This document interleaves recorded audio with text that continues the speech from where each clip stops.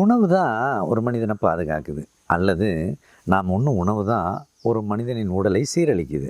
அதில் இந்த உடலுக்கு வருகின்ற பல பிரச்சனைகளை வராமல் வச்சுக்கிறதுக்கு ஒரு தகவலை நம்ம எடுத்துக்கலாமே.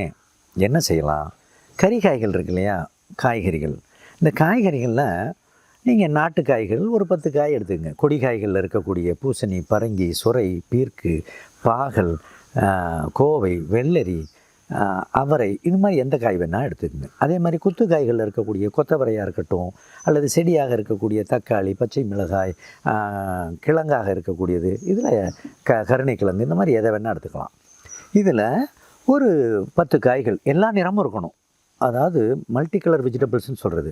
இது எல்லாத்தையும் கலந்து ஒரு தனி மனிதன் ஒரு நாளைக்கு 250 கிராம் அல்லது 300 கிராம், இன்னும் வேறு மாதிரி சொன்னால் உங்கள் எடை எவ்வளதோ 1 கிலோவுக்கு 5 கிராம் அந்த அளவுக்கு கறிகாய்களை தினசரி சாப்பிடுவீர்களே ஆனால் நோயில்லாத வாழ்வு மிக அருமையாக சாத்தியம் என்பதை நாம் புரிந்து செயல்பட வேண்டும்.